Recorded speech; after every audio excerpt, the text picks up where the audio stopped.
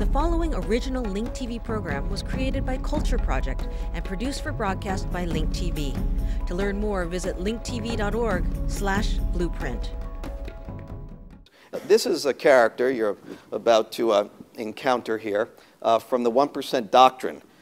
His name is Dan Coleman. And Dan is sort of Mr. Al-Qaeda at the FBI. And in spring of 2002, Dan is an indispensable man inside of the U.S. government.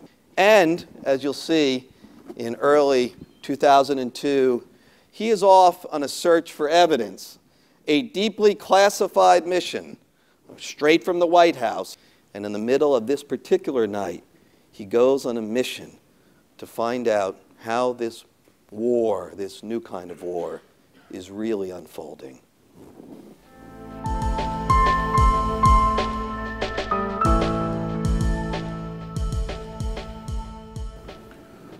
My digital clock buzzes at 1:10 a.m. I'm half conscious in a rental apartment far from home. It's no hour to be awake anywhere.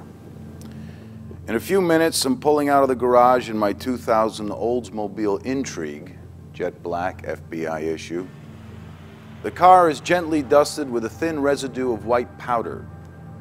I never had time to really clean the car after 9/11, to deep clean it. I'm speeding down the 495 Beltway to Dulles. The streets are quiet, but the Capitol is lit up as always. The mall, the White House.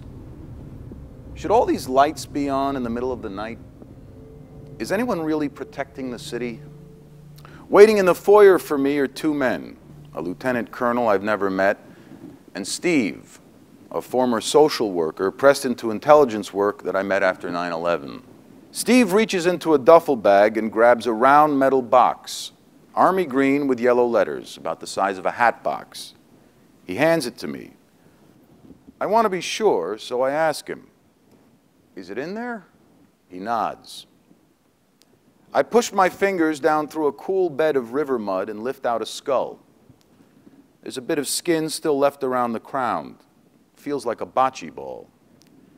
And then we see, right in the middle of the forehead, an indentation.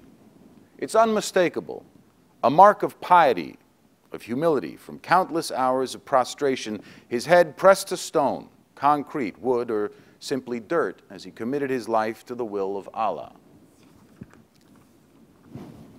It's Zawahiri's head, Bin Laden's Cheney, the star of pamphlets dropped across Afghanistan offering $25 million for information leading to his capture or death.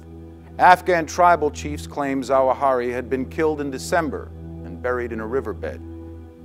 U.S. intelligence needed proof positive. That's how a jawless head ended up in my hands. I put the box in the back of the trunk. Driving out of Dulles, I feel crazy to have the damn thing back there. I'm under strict orders not to tell anyone, not even those with top clearances. But Jesus, I mean, what if I get pulled over? How do I explain a skull in my trunk? I punch the radio, flip stations, nothing. I'm speeding towards the nation's capital carrying the head of our enemy in the trunk. So I listen to a book on tape. Caesar, a novel. A few days later, the FBI forensic specialists drill through the skull to get a bit of live tissue. Unmatched DNA determines sex and age, but for a specific identity, you need a DNA match from a family member. Zawahiri's brother is in custody in Cairo. The CIA calls Egyptian intelligence and explains the situation. The Egyptian listens and says, "No problem, we'll get his brother, cut off his arm, and send it over." No. We just need a vial of blood. A vial of blood's all we need. The Egyptian sighs and says, "Fine, whatever you want. You want blood, we'll send blood." And so they did. Unfortunately, the tissue didn't match. This program is brought to you by Link TV for educational and non-commercial use only.